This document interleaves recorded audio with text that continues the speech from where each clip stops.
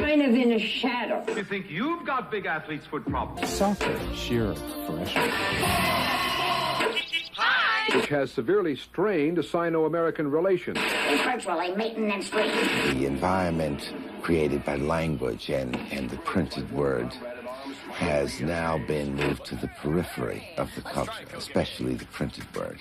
And at its center, the image is taken over, mostly the television image, but not only the television image. This is a culture that is inundated with visual imagery. Posters, advertising, the works. So you're flipping through a magazine or you're flipping through the channels, and these images just kind of flash onto your consciousness. That's really all it takes, you see, because you're not meant to really scrutinize these things, you see. And once you do scrutinize them, then you can see just how destructive and inhumane this pitch has finally become.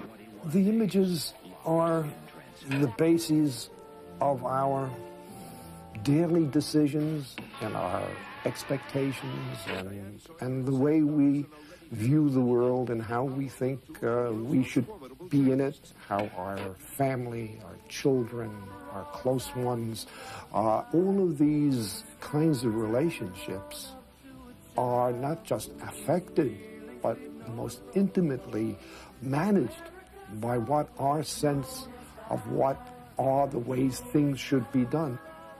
These images create the patterns of what our behavior is going to be. I think one of the things that people do when they create images around them is that they're ascribing meaning to their existence. I think what happens within our culture is that those images that we produce for ourselves, insofar as we do that, their validity is almost always dependent upon their ability to be transformed into merchandise. In the process, of course, the meaning which may have driven us to create that image is lost. From our skyline to the subways, from the department store to newsstands, mass-produced images fill our everyday world and our innermost lives. They shape our private thoughts and the public mind. What are these images saying to us and about us, and why should we care? I'm Bill Moyers.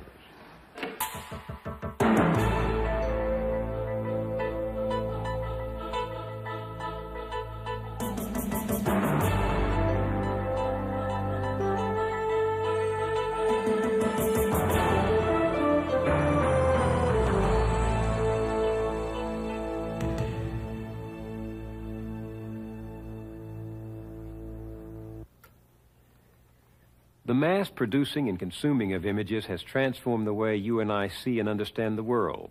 In politics, in business, in journalism, the visual media have taken center stage, shaping the public mind with powerful tools of fiction that both please and deceive. Dramatic visual effects, synthetic dreams, counterfeit emotions, preconceived spontaneity. Public life is a media show. We could sit back and enjoy it if the stakes were not so high.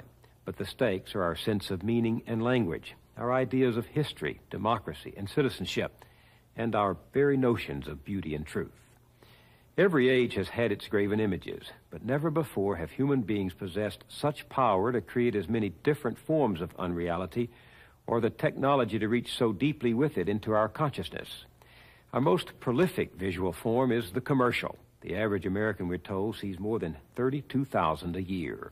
Commercials now shape the way our politicians think and the way we get our news. Seeing is believing. A picture is worth 1,000 words. And of course, the camera never lies. With the invention of the photograph a century ago, the great American essayist Oliver Wendell Holmes wrote that we were moving into a time when the image would become more important than the object itself, when appearance would be preferred to reality, and it would be ever harder to know the truth. He should see us now.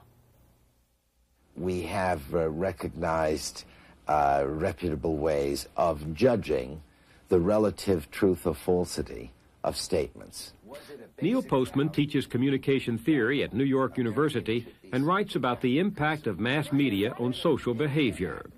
With his students, he explores how images challenge traditional ways of deciding whether an argument is true or false. We have means, to use a a phrase from Bertrand Russell. He talks about we need defenses against the seductions of eloquence. But we know more or less how to do that, how to deal, how to analyze with what people say to us. We know how to measure the truth and falsity of something. Now let's take a McDonald's commercial. And we see a young father taking his 6-year-old daughter into McDonald's, and they're eating a cheeseburger, and they're ecstatic. Well, question, is that true or false? Is the image true or false? Well, the words don't seem to apply to that sort of thing. That just is. I mean, we can't, there's no way to assess that the way we assess statements, linguistic utterances. And so we now build up a whole world of imagery where basically we're out of the realm of logic and perhaps into the realm of aesthetics. You either like Ronald Reagan or you don't. You either like McDonald's or you don't. But you can't talk about their truth or falsity. So we now need a different kind of defense against the seductions of eloquence. The eyelashes have to be more defined and cleaner looking. Mm-hmm. The loose hairs in this area here, they want taken out. They want to strengthen the shadow. Images seduce us with visions of perfection. Here at High Zazula's photo retouching studio in New York, photographs are altered to realize the ideal. Change the color of the earring, the blue, to match the other one. Okay? Okay. By the time this Revlon ad appears in print, eye bags and neck wrinkles will be gone. Almost all photographs that appear in mass circulation magazines are retouched in some way. The client doesn't like the fingernails. It's all part of the process of manipulating reality that begins when the photographer composes, lights, and filters a shot. Now computers have given us a new power to create images. The famous floating car ad? Okay, now let's get the bird in there. Okay. Through digital technology, the elements can be arranged, rearranged, reduced, expanded, colored, and refined to construct what in this case will be a car ad. Okay, maybe I should reduce them a little bit. Yeah. News organizations change the photographs too. Recently, the St. Louis Post-Dispatch ran this picture of the amateur photographer who won the Pulitzer Prize in photography. The picture editor decided to eliminate a Coca-Cola can from the coffee table, causing a bit of a stir. If one purpose of journalism is to give us a picture of reality, is this journalism once the picture is altered? Just what is reality? Soon after the camera was invented 150 years ago, the photograph was considered legal reality. Then the power of the picture to move human emotion was discovered by documentary photographers at the turn of the century. Louis Hine, in particular, believed that if you could show people the true conditions of misery and of exploitation, they would be moved to change those conditions. And it is that ethos, capturing reality with an image that communicates through feelings, that has inspired our most memorable documentary and news photographers. Throughout our century, we have witnessed such a proliferation of photographic images that they often seem to overwhelm us. Image makers counter by increasing the intensity. Nowhere is this more potent than in advertising's appropriation of the photograph.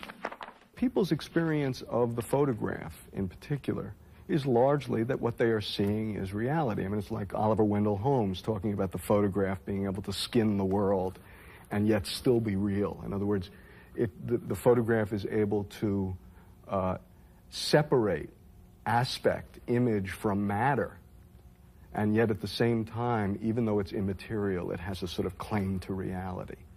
So I think it's an extremely persuasive language. Stuart Ewan is chairman of the communications department at Hunter College in New York. In his books on the history of mass culture, especially in his recent All-Consuming Images, he explores how the production of sumptuous images shape our notions of personal identity and our way of life. One of the things that makes looking at, say, images in contemporary American society so interesting is that because of the relationship between the creative arts and commerce, and the fact that the image is most often designed to sell something, then one of the things that we have is a situation continually where images have built into them a strategy of persuasion.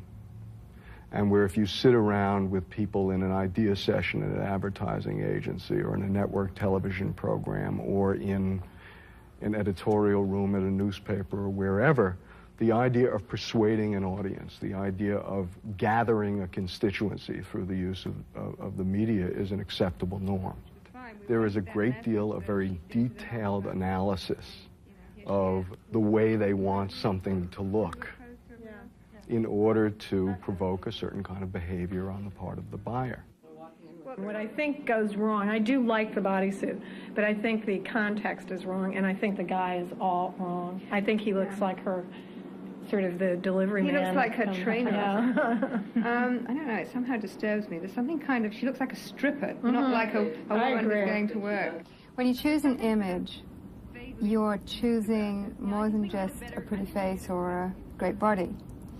You're choosing an entire person, and with that person, there are implicit messages.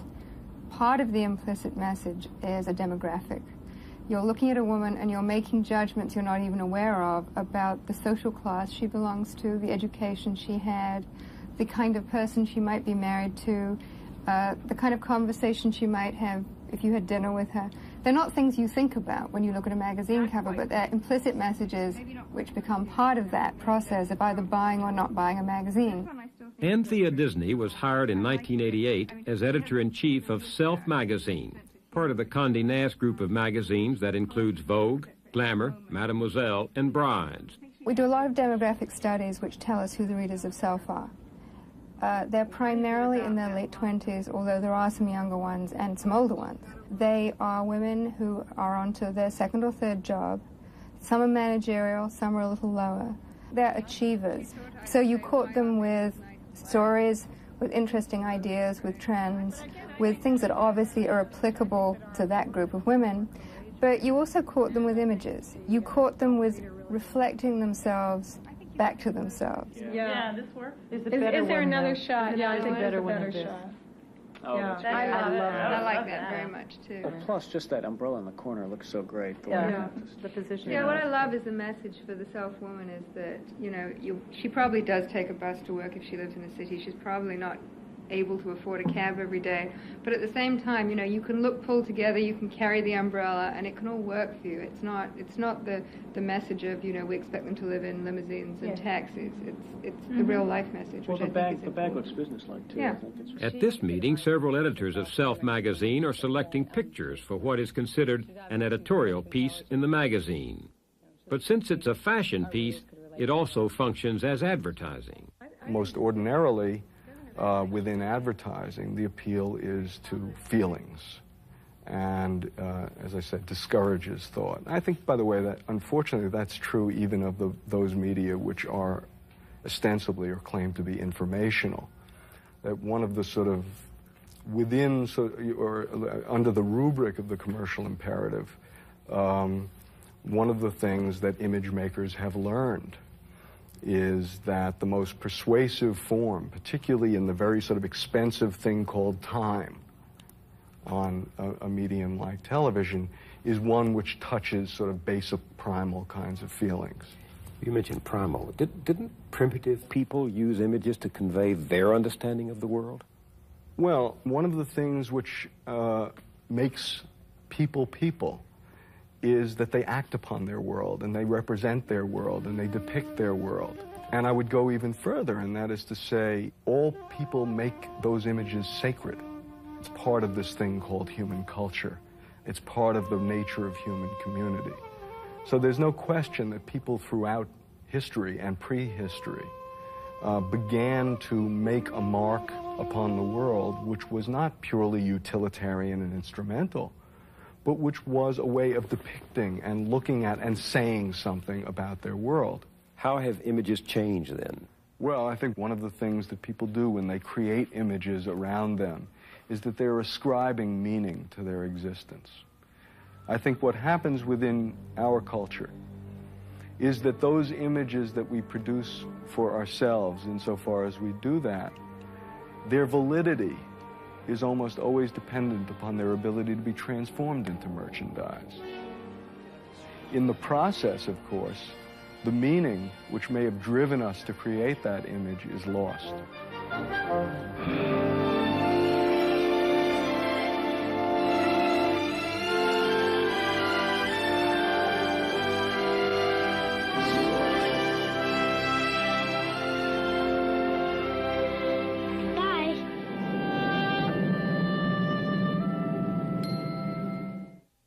Millions of us, young and old, delighted in Steven Spielberg's Close Encounters of the Third Kind and E.T., movies that used mythic images to evoke the wonder which opens life to questions of faith and mystery.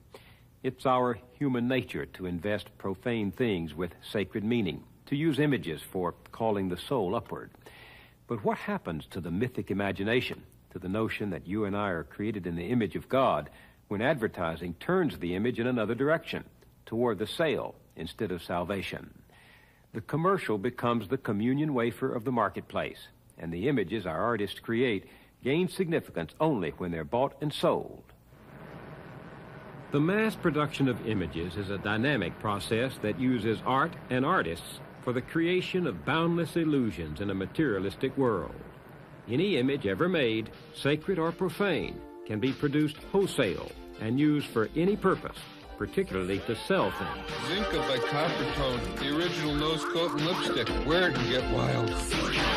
Few have seen this more clearly than the late Andy Warhol. His images are the stained glass windows of consumer culture. He made icons of mass-produced commodities like Campbell soup cans and mass-produced images like Marilyn Monroe as if they were the same. In the end, his art became commerce too. A Manhattan department store recently used images of Warhol's art to sell suits and jewelry. Warhol was uncanny. He knew that the world of images creates a reality of its own. He knew that we, too, could become images. One of the things that happens within a society where we are continually having mass images paraded before our eyes, television, film, newspapers, magazines, the whole phenomenon of celebrity, is that in a world where many people feel very insignificant and anonymous and unseen and unimportant, one of the main ways that we have access to being important is to become an image. Part of the ways in which we distinguish between people who are important and people who are not important is that those people who are known, seen, who are in fact, who do become images, that becomes the measure of their importance. Oh, sweat, oh, sweat, oh, sweat. The imagery appears to be the way into becoming someone. And I think, by the way, the primary argument that advertising makes, that the whole celebrity system tends to make, that much of the media makes, is that you can become an image. If you only follow the right instructions, if you only do the right things, if you dress for success, if you do what you need to do, you too can enter into the spectacle.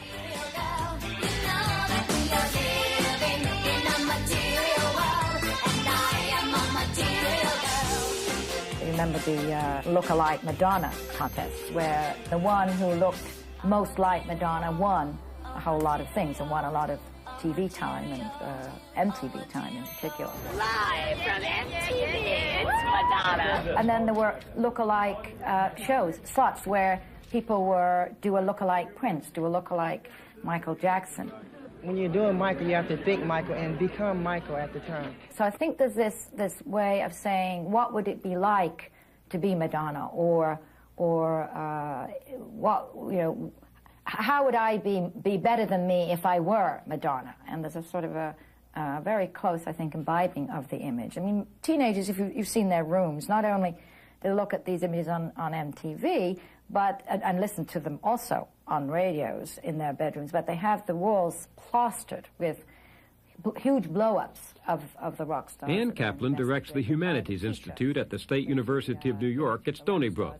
She frequently writes about film and television, but her recent book, Rocking Around the Clock, explores the culture of music video. They often do it, certain phases sort of plaster themselves with this other's image and in some sense tries to be this image. How you look, what your look is, which means standing outside yourself and looking at how you look, is the most important thing about many of us today, and I think very much the way that teenagers kind of think of themselves is, have I got the look?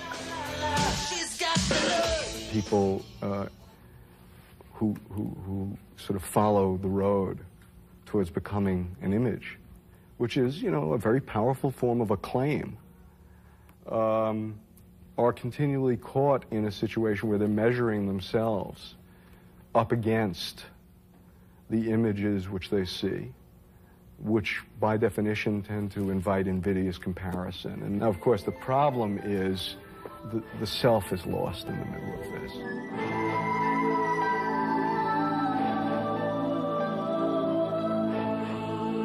Fendi, the fire burns.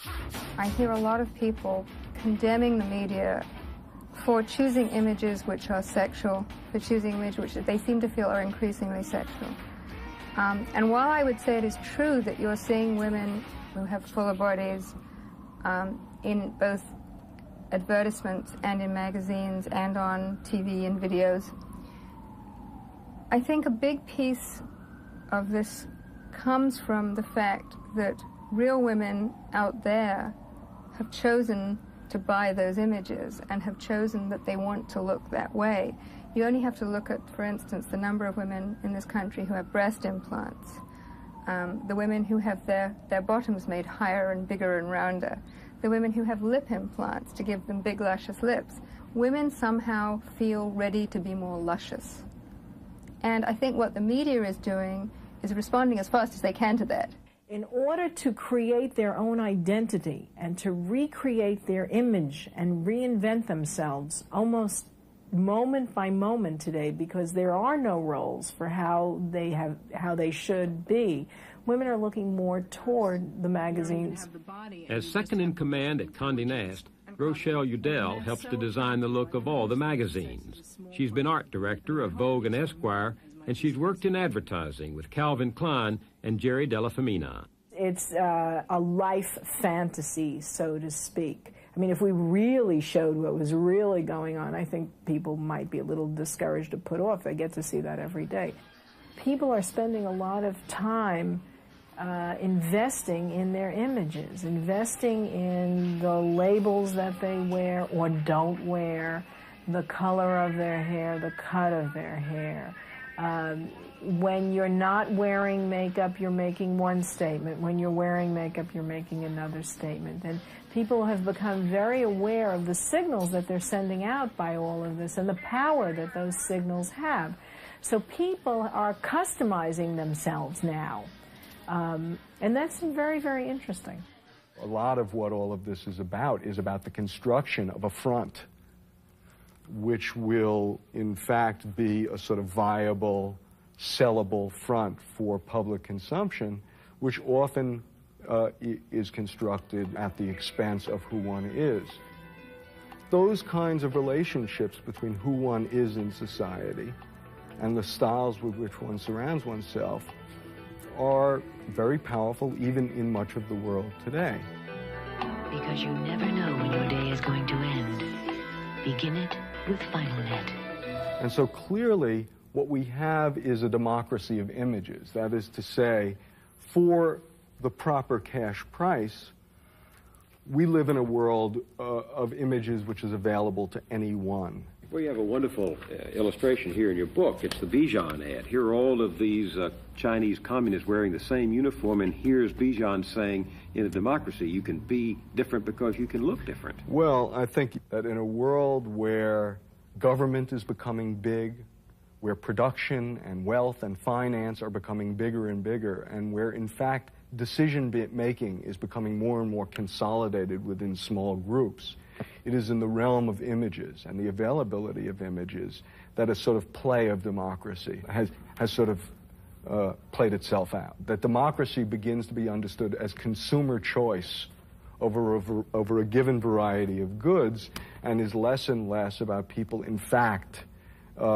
taking the process of history in their own hands, political processes in their own hands. Citizens historically are people who can help shape the destiny of their society, whereas consumers can simply buy what they want to. And I think we found ourselves in a situation, and it's sort of a interesting one if we have an ear for language, where the term consumer has become a substitute for the term citizen. Nobody talks about citizens anymore. What are concerned citizens saying about Tropicana Twister? Sounds a little peculiar to me. Enticing flavors like orange cranberry. Mercy.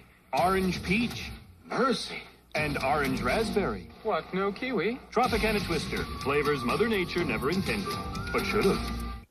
Once upon a time, the idea of concerned citizen embodied the notion of free men and women thinking and acting for ourselves and taking part together in the civic life of our nation. But for millions and millions of Americans today, representative democracy is nothing but the representation of democracy. Politics ends with consuming images. One visitor to America noted the mass producing of ready-made ideas, the divorce of politics from everyday life, and the declining turnout of voters. And he concluded that Americans are now a permanent audience waiting to be amused. They look on more and more and join in less and less. In the marketplace, as in politics, our basic right as consumers has become the right to pick a product from an endless stream of prefabricated images. The first designers of the consumer society realized that not only labor and technology, but images too, would have to be managed. So the market has become the heart of the visual experience.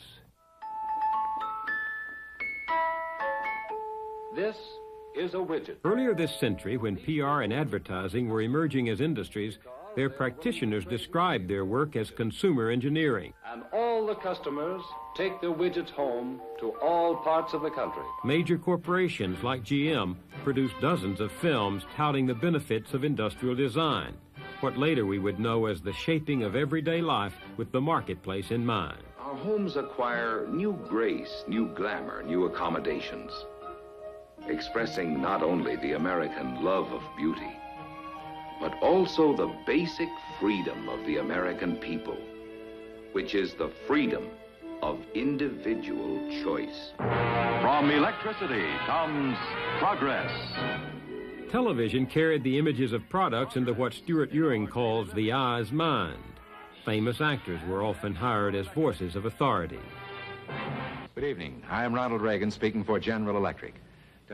Today we take for granted a total environment of advertising, but we had to be sold on this too. Along the 122 miles of major boulevards, there you'll find strategically located poster panels. So industry films touted the value of the new landscape of images. In all we do. In 1988, corporations spent $110 billion on TV and print advertising, not only selling their products and images, but shaping through PR our popular rituals of culture. Here's the General Telephone Company of California. Almost everywhere we look today, creative expression serves a commercial goal. American Honda sends an extraterrestrial greeting. The recent bonanza of mergers and acquisitions has reached the media industries too, including advertising and public relations. The mass production of images has followed the trend toward concentrated ownership and control. Now, the marriage will bring together two giants to form a mega company, Time Warner. This trend is the subject of a new book by media scholar Herbert Schiller, who teaches at the University of California at San Diego. His book is called Culture Incorporated. Concentration, of course, has progressed in all these other areas, but it has now moved at an accelerating tempo into this image and informational sphere, which is not the same as making steel, or not the same as making oil, or not the same as flour milling and baking or these other areas. Now, all of that other concentration had profound consequences for the workforce and for the continuous expansion or sometimes cycles of depression that happen. But now we're talking about the making of the things that constitute consciousness. And when you begin to concentrate that, and when you begin to have these vast, what you can only call factories of image making, factories of cultural symbols. I mean, Time Warner's, it represents $15, $18 billion of assets, a figure that's so beyond our comprehension. But that's all tied up in magazines, in cable companies, in book publishing, in special services like home box office. So I'm saying we have had most of our understanding filled in with imagery which is acceptable to, palatable to this far more dominant corporate system in the society. You use an example in your book that's interesting to me. Walt Disney spends $45 million to make Who Framed Roger Rabbit. And then they spend another $10 million on ads to promote it. Then Coca-Cola and McDonald's get involved. They spend millions of dollars to try to link Roger Rabbit to Diet Coca-Cola and Big Macs.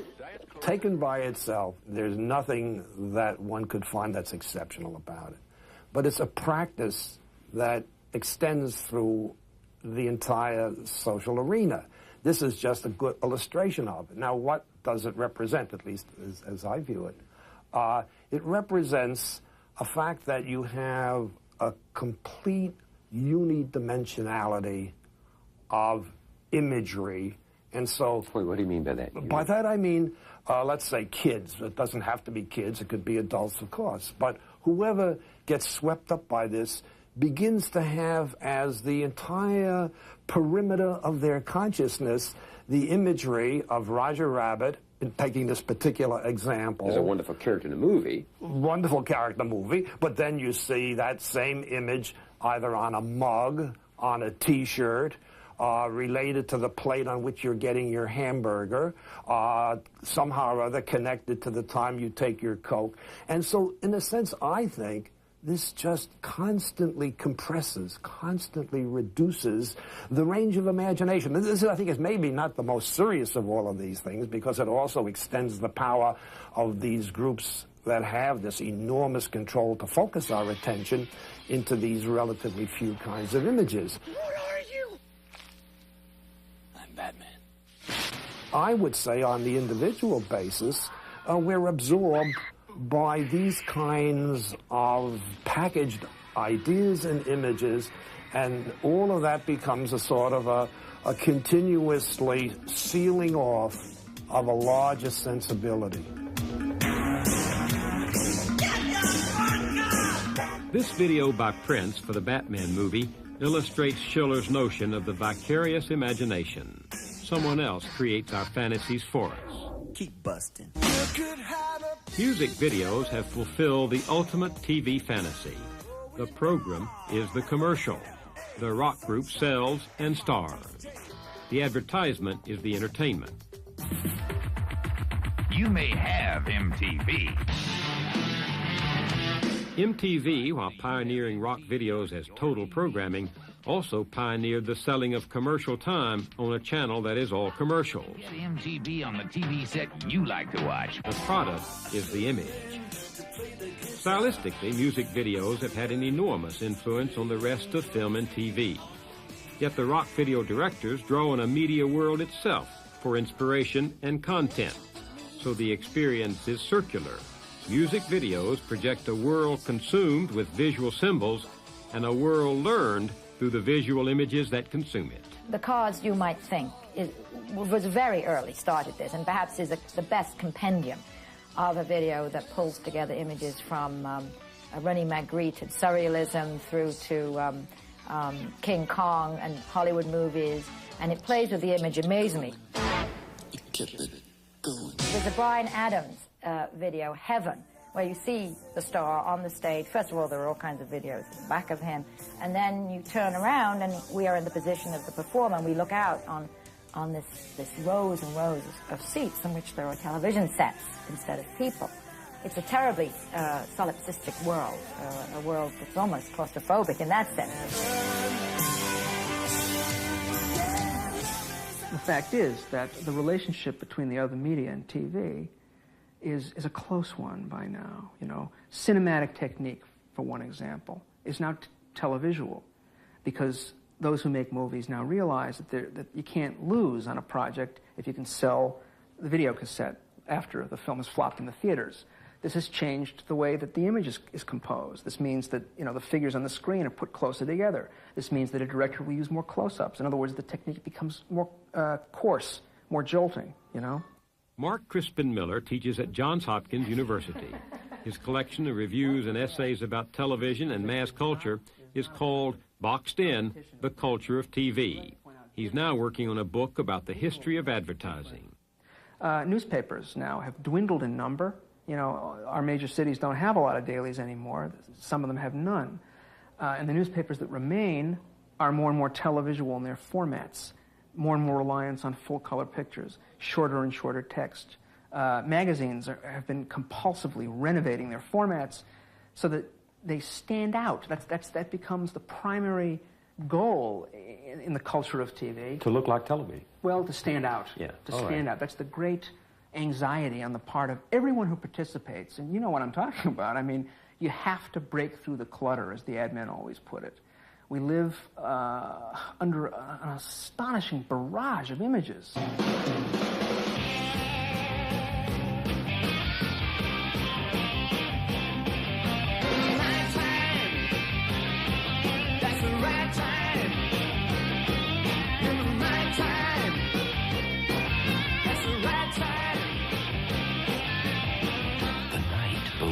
To Michelob. More and more people and more institutions have begun to internalize the advertising ethic. I think advertising has become the primary mode of public address. In politics, it's clear. I know some people would say it has to do with television. I think television unquestionably as a commercial medium and as a pervasive image utility which pumps its product directly into people's homes, has extended that tendency within politics. But it's a tendency which goes way, way back and which coincides with the rise of advertising as a phenomenon, the rise of mass journalism as a phenomenon. Mm-hmm. And it coincides, I mean, that same kind of marketing of politicians coincides with the early development of the marketing of almost everything else within the society. America today is prouder and stronger and better. Why would we want to return to where we were less than 4 short years ago? We have now a political culture that is not a political culture. It's a spectacle. And I think for the fact that fewer people registered to vote in this last election than at any time since 1924 represents a kind of critical response to that fact. What you simply watch on television, although you might enjoy it or you might hate it, whichever is the case, what you simply watch is not that important ultimately to you. And I hear them, and I am moved. The president, the heart, the soul, the conscience of the nation. This is why Ronald Reagan had very high ratings, high approval ratings for years, while at the same time the same polls would show that people basically disagreed with his policies. The presidency is a purely symbolic thing now. It's a purely visual thing. It's a spectacle.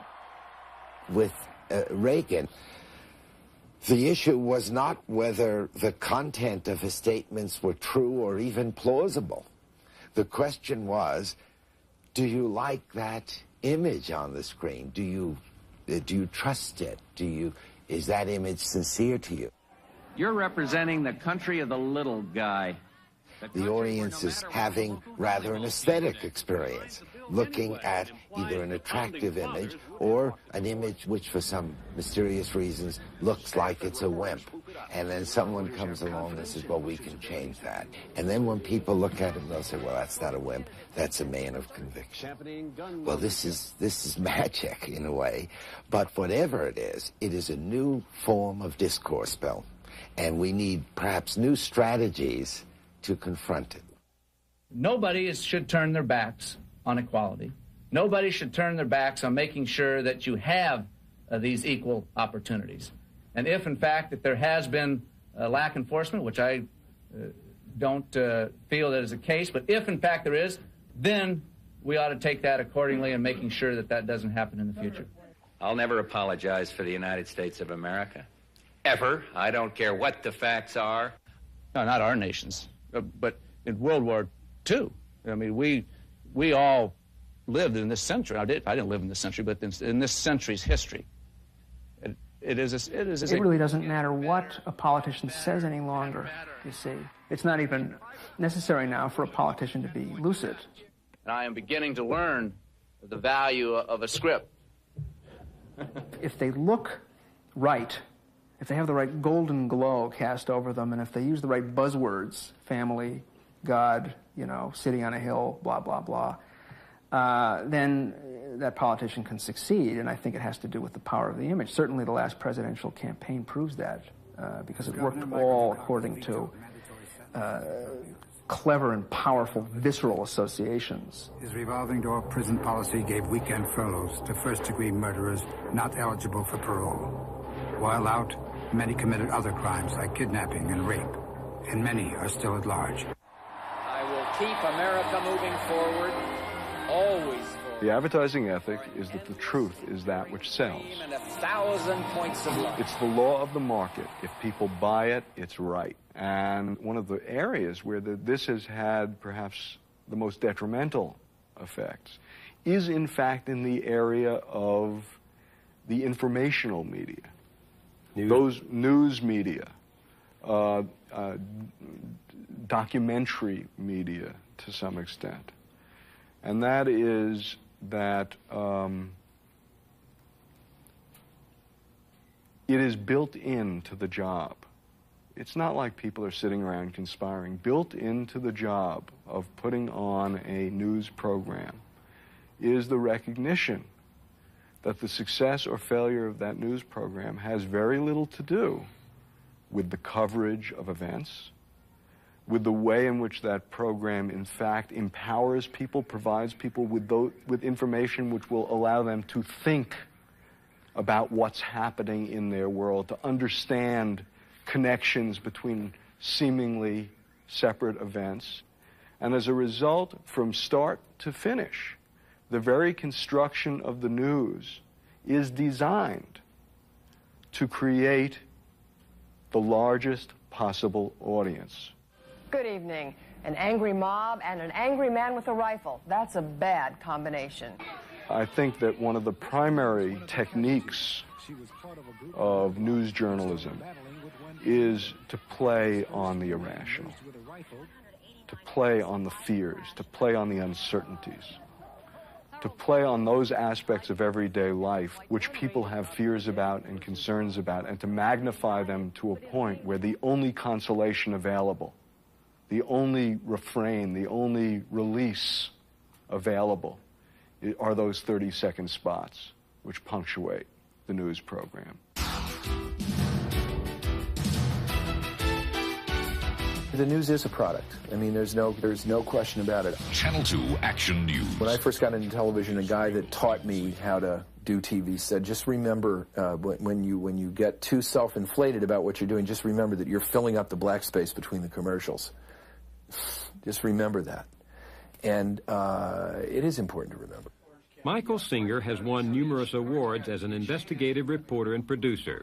He was managing editor of KCBS TV News in Los Angeles for 2 years before becoming news director in 1989. I think there's a terrible cliche. One of them is that local television news is awful, or that TV news is awful. The other one is that if you want to really do it well, you're not going to have any viewers. I don't believe that. I think you can attract people to watch the newscast and do a serious newscast. That's not to say that there aren't a lot of influences at work in a TV station, in a network, to try and get viewers, and that often the attempts to do that are, sleazy and unprincipled, and I don't like them, and so forth and so on. But I guess I bury my head enough about those things. They don't have a direct effect on me or the newscast that we're doing. Water cascading through bedrooms while people slept. When his bail was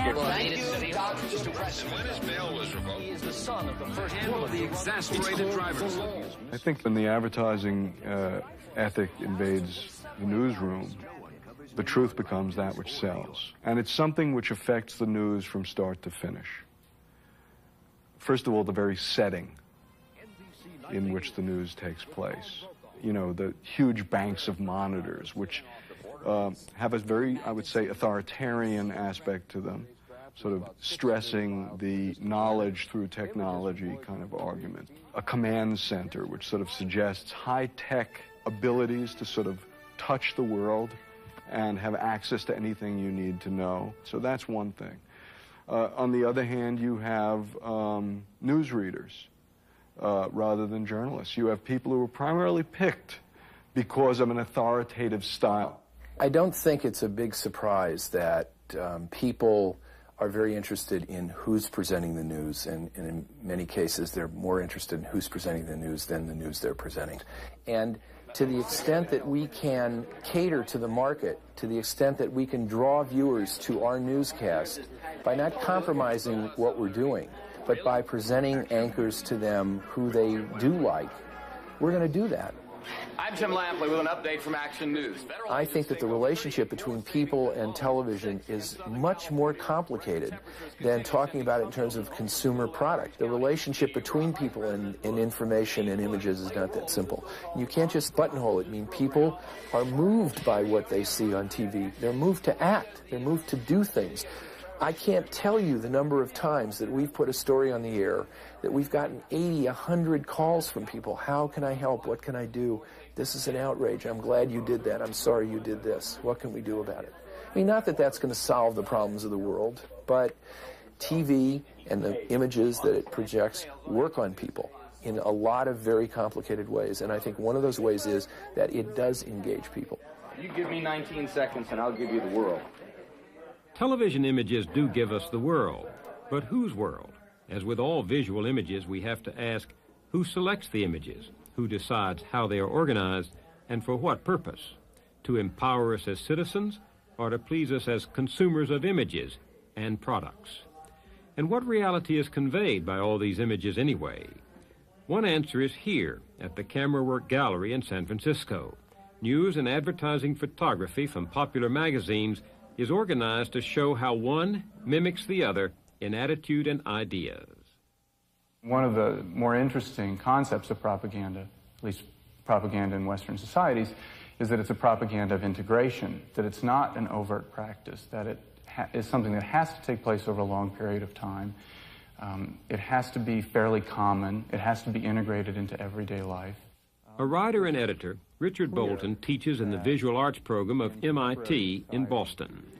Bolton created this exhibit, selecting images from magazines of the 1980s and organizing them to show the influence of government agendas on news and advertising. The government itself has tried to construct several enemies over the last decade in order to exercise certain foreign policy objectives.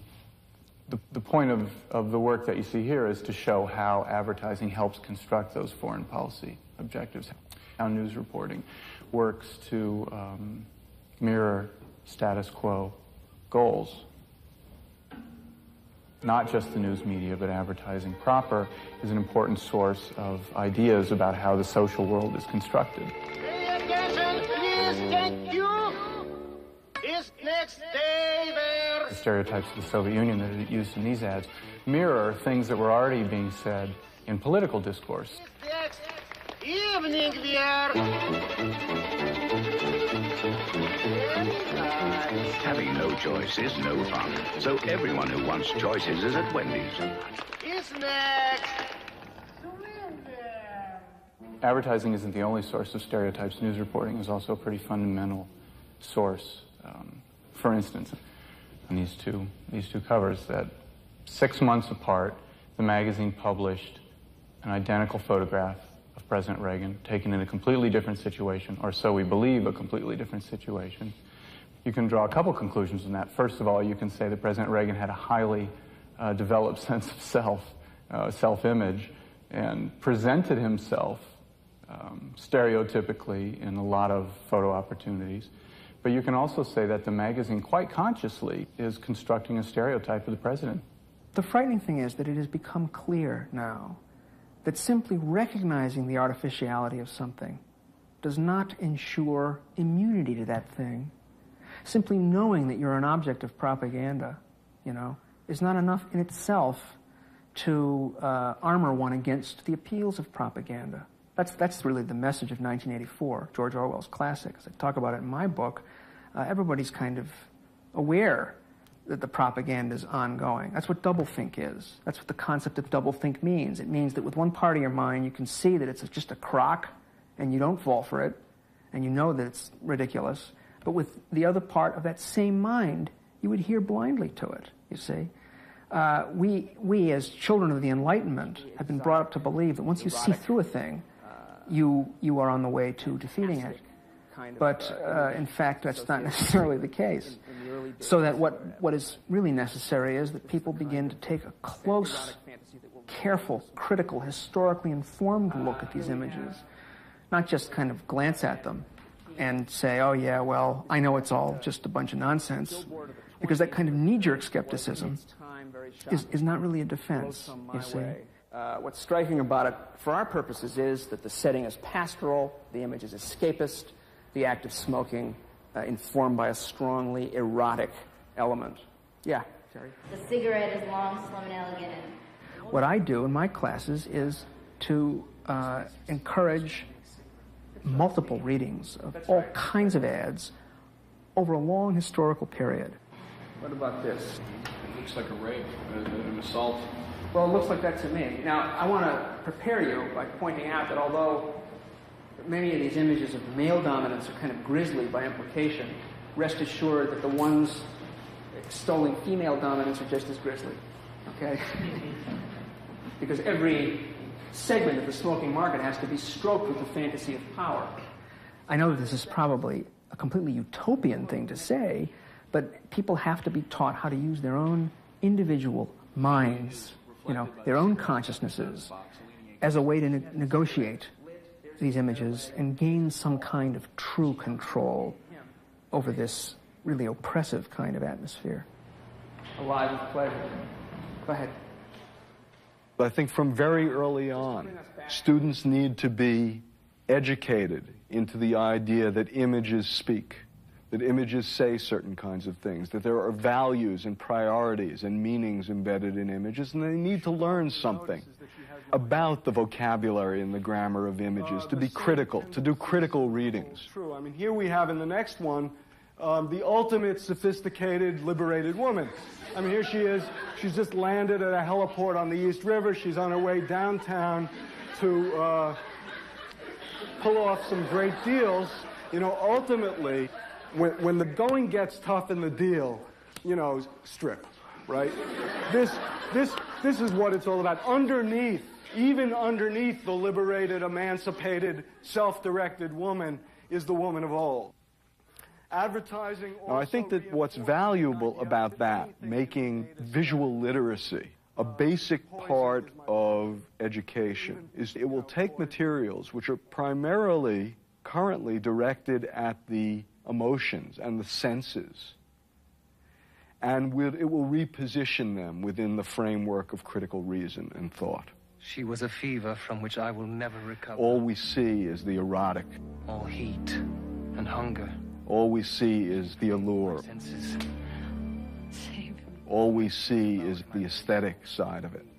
When in fact, what those images are doing is provoking a kind of consumer behavior which merely perpetuates an economy predicated on waste. The utility of these images is really about encouraging people to get rid of what they have and to buy something new.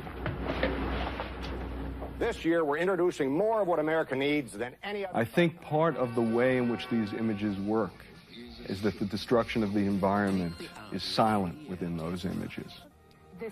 I think that sort of beneath the image exists some of the most basic social, political, environmental, economic problems that we confront.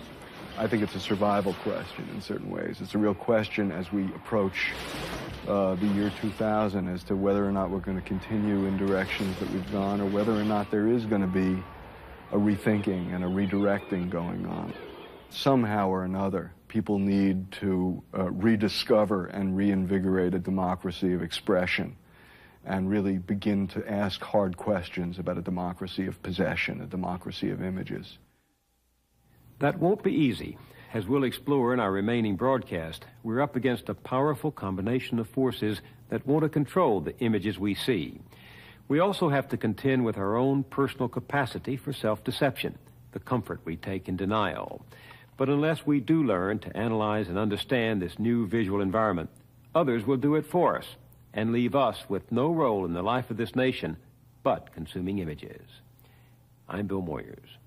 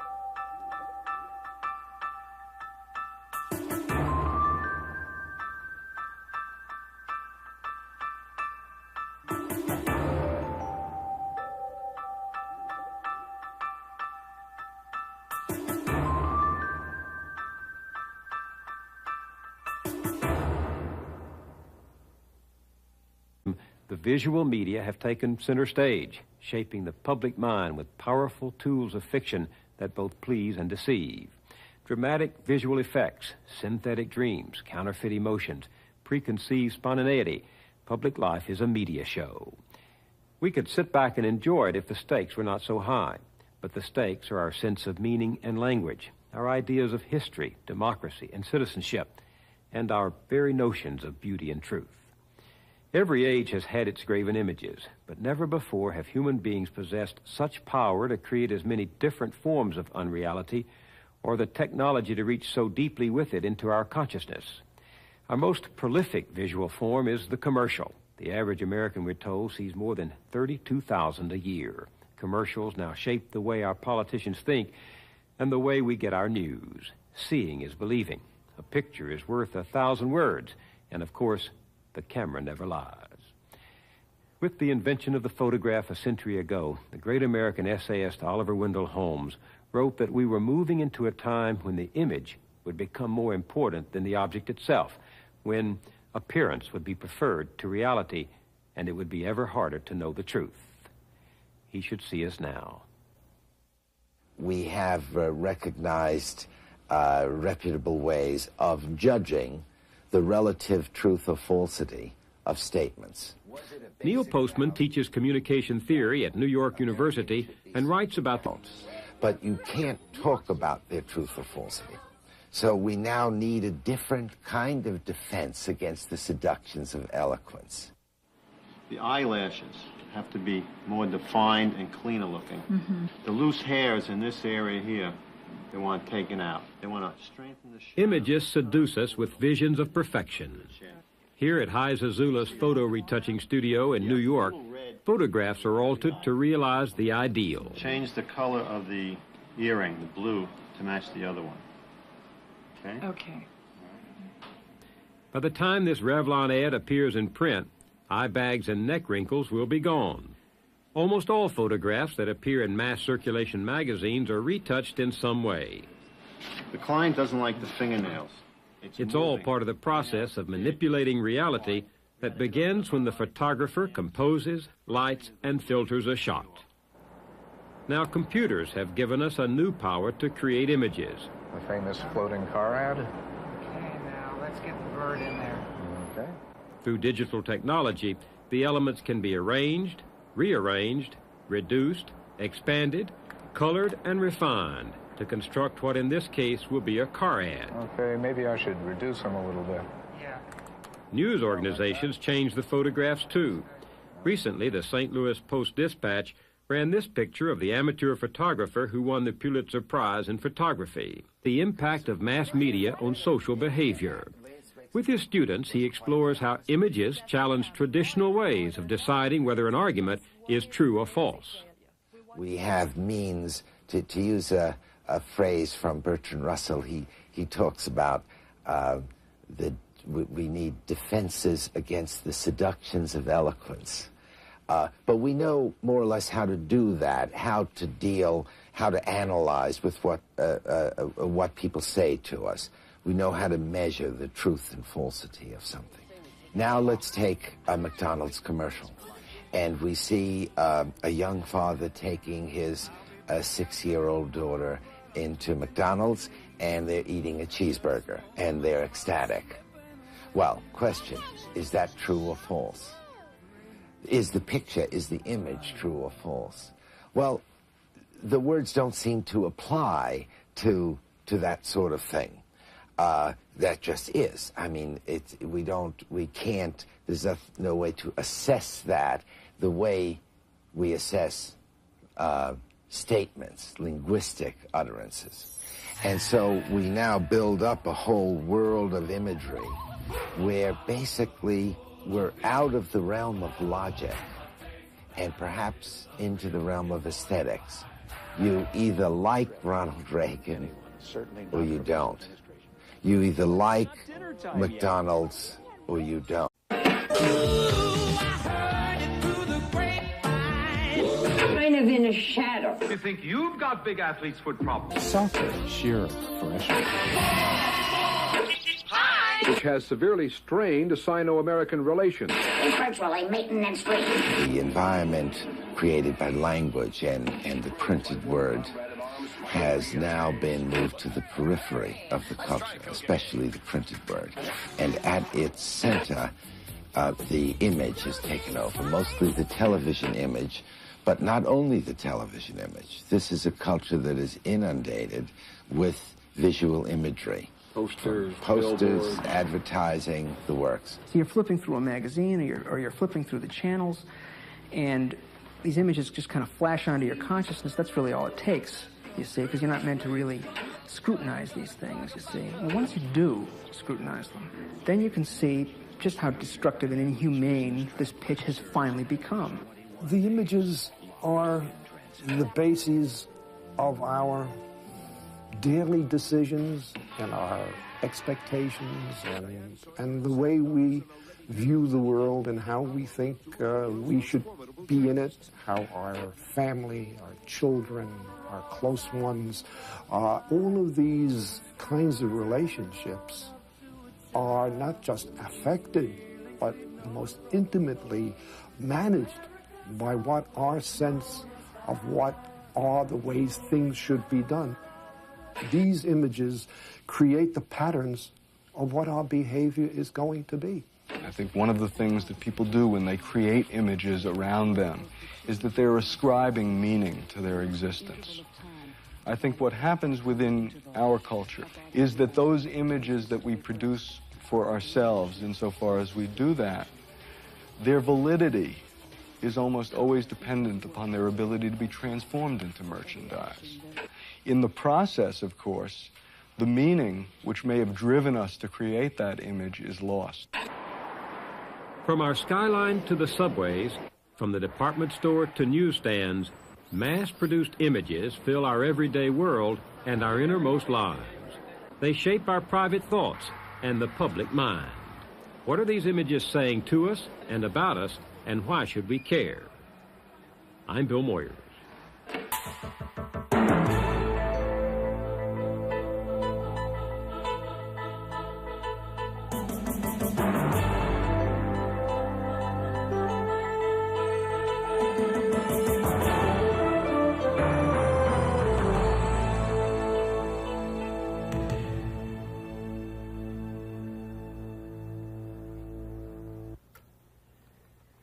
The mass producing and consuming of images has transformed the way you and I see and understand the world.